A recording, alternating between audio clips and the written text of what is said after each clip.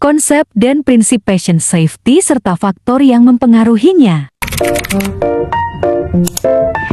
Pasien safety. Menurut Hanabian Pasien Safety Institute 2017, keselamatan pasien merupakan indikator yang paling utama dalam sistem pelayanan kesehatan yang diharapkan dapat menjadi acuan dalam menghasilkan pelayanan kesehatan yang optimal dan mengurangi insiden bagi pasien. Sedangkan menurut Kemenkes RI 2015, keselamatan pasien atau pasien safety adalah suatu sistem yang memastikan asuhan pada pasien jauh lebih aman. 7 prinsip pasien safety. 7 prinsip menuju keselamatan pasien rumah sakit terdiri dari A. Kesadaran atau awareness tentang nilai keselamatan pasien. B. Komitmen pelayanan kesehatan berorientasi pasien safety. C. Kemampuan mengidentifikasi faktor resiko penyebab insiden terkait pasien safety. D. Kepatuhan pelapor insiden terkait pasien safety. E. Kemampuan berkomunikasi yang efektif dengan pasien tentang faktor resiko insiden terkait pasien safety. F. Kemampuan mengidentifikasi akar masalah, penyebab masalah terkait pasien safety. G. Kemampuan memanfaatkan informasi tentang kejadian yang terjadi untuk mencegah kejadian berulang. Pengaruh faktor lingkungan dan manusia pada pasien safety. Human factor. Human factor studi dari hubungan saling terkait antara manusia, instrumen, dan alat yang mereka gunakan di tempat kerjanya maupun di lingkungan di mana mereka bekerja. Pengaruh faktor lingkungan dan manusia pada pasien safety, di mana terdapat dua, yaitu human factor dan faktor lingkungan. Faktor lingkungan yang akan dijelaskan oleh saya yaitu faktor lingkungan yang sangat berpengaruh terhadap keselamatan pasien. Lingkungan pasien harus aman dan kondusif. Lalu, lingkungan pasien harus memiliki standar keamanan yang sesuai standar kesehatan pasien. Lalu, akses keluar masuk pasien harus mudah. Lalu, untuk lingkungan, sarana yang menunjang terhadap keselamatan dan keamanan pasien. Lalu, terjadinya fasilitas untuk pasien dengan keterbatasan mental. Cara meningkatkan kualitas pasien safety dengan peningkatan fasilitas antara lain 1. Setiap fasilitas pelayanan kesehatan harus melakukan proses perancangan desain yang baik, mengacu pada visi, misi, dan tujuan fasilitas pelayanan kesehatan. Yang kedua, setiap fasilitas pelayanan kesehatan harus melakukan pengumpulan data kinerja yang antara lain terkait dengan pelaporan insiden, akreditasi, manajemen risiko, utilasi mutu pelayanan, serta keuangan. Yang ketiga, setiap fasilitas pelayanan kesehatan harus melakukan evaluasi. Yang keempat, intensif terkait dengan semua insiden dan serta proaktif melakukan evaluasi suatu proses kasus resiko yang tinggi. 5. Setiap fasilitas pelayanan kesehatan harus menggunakan semua data dan informasi hasil analisis untuk menentukan perubahan sistem yang diperlukan agar kinerja dan keselamatan pasien terjamin. EBP dalam meningkatkan pasien safety. Evidence-Based Practice atau EBP adalah proses penggunaan bukti-bukti terbaik yang jelas, tegas, dan berkesinambungan guna pembuatan keputusan klinik dalam merawat individu pasien. Greenspoon, Vinari, dan Bajenok dalam Hapsari pada tahun 2011 menyatakan tujuan EBP yaitu memberikan data pada perawat praktisi berdasarkan bukti ilmiah agar dapat memberikan perawatan secara efektif dengan menggunakan hasil penelitian yang terbaik, menyelesaikan masalah yang ada di tempat pemberian pelayanan terhadap pasien, dan mencapai kesempurnaan dalam pemberian asuhan keperawatan dan jaminan standar kualitas dan memicu inovasi. Beberapa cara peningkatan kualitas pasien safety dengan meningkatkan sistem kualitas dalam rumah sakit. Setiap rumah sakit harus melakukan proses perancangan desain yang baik, mengacu pada visi, misi, dan tujuan rumah sakit, kebutuhan pasien, dan petugas pelayanan kesehatan. Setiap rumah sakit harus melakukan pengumpulan data kerja seperti pelaporan insiden, akreditasi, manajemen risiko, dan juga mutu pelayanan keuangan. Setiap rumah sakit harus melakukan evaluasi intensif terkait dengan semua insiden dan secara proaktif melakukan evaluasi. Kemudian setiap rumah sakit harus menggunakan semua data dan informasi hasil analisis untuk menentukan perubahan sistem yang diperlukan agar kinerja dan keselamatan pasien terjamin. Lingkup kerja perawat dalam meningkatkan pasien safety. Budaya keselamatan pasien merupakan komponen penting dan mendasar untuk membangun program keselamatan pasien secara keseluruhan. Budaya keselamatan pasien dipengaruhi oleh 3 faktor utama, yaitu yang pertama, sikap dan perilaku atau senior management, middle management, supervisor, karyawan, keselamatan dan kesehatan yang representatif serta komitmen dengan anggota komite. Yang kedua ada lingkungan, tipe organisasi, finansial, jenis pekerjaan yang dilakukan, desain pekerjaan, kecepatan kerja, pelatihan yang tersedia, garis komunikasi. Yang ketiga, sistem atau proses pelaporan kejadian atau insiden yang mengancam keselamatan pasien, proses audit, proses investigasi, komunikasi, dan sistem umpan balik. Atas dasar ini, untuk membangun budaya keselamatan pasien, semua tingkatan dari komitmen kepemimpinan hingga karyawan harus ditangani. Kemudian selanjutnya adalah peran manajemen risiko dalam patient safety introduction.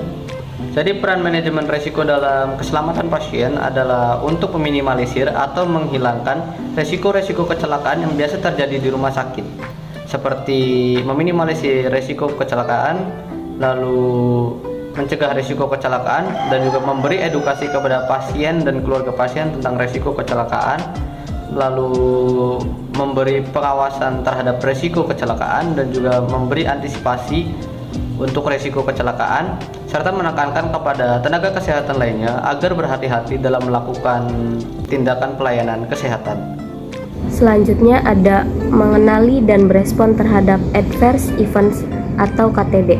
KTD atau adverse events merupakan suatu kejadian yang tidak diharapkan yang mengakibatkan cedera pada pasien akibat melakukan sesuatu tindakan atau tidak mengambil tindakan yang seharusnya diambil, dan bukan karena penyakit dasarnya atau kondisi pasien.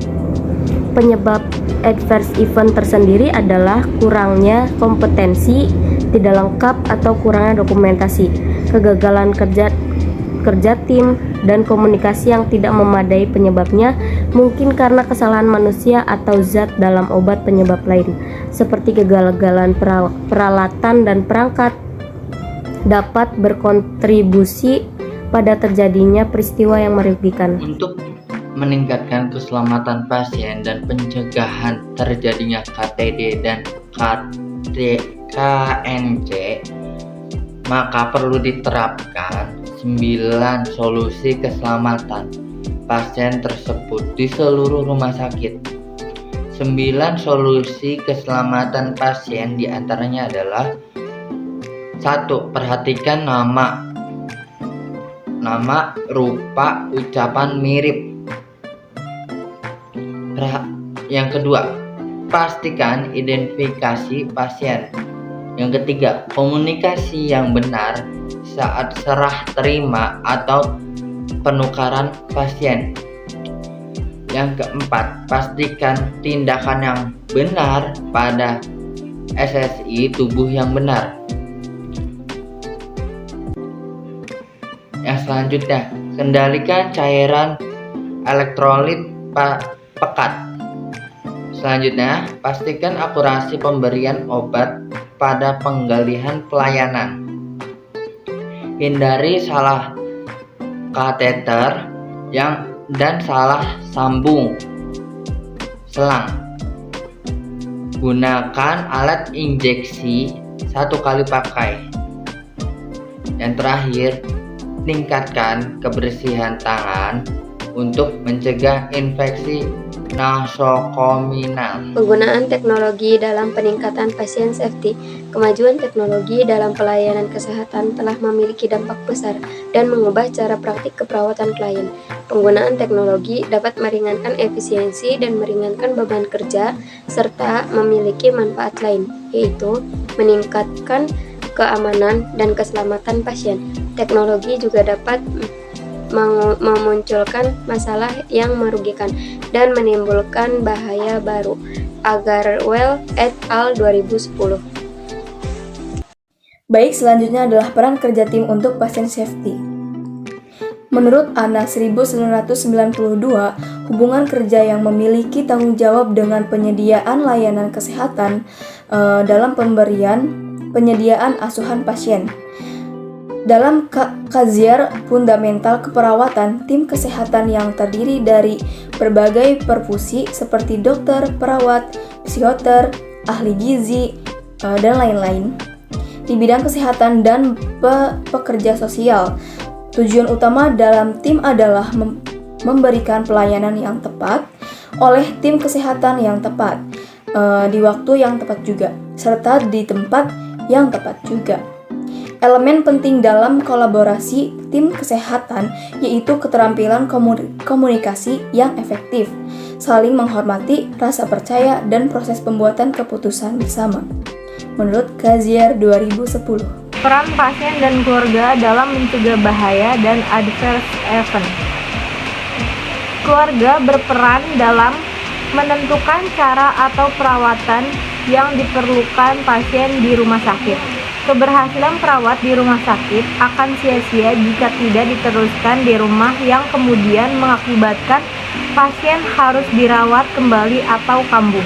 Peran serta keluarga sejak awal keperawatan di rumah sakit akan meningkatkan kemampuan keluarga merawat pasien di rumah, sehingga kemungkinan pasien tidak kambuh atau dapat dicegah. Keluarga merupakan bagian dari tim pengobatan dan keperawatan. Maka peran keluarga sangat penting untuk memantau kebutuhan pasien dari laporan perawat atau jika perlu melakukan komunikasi langsung. Keluarga merupakan sistem pendukung pertama dan utama bagi individu.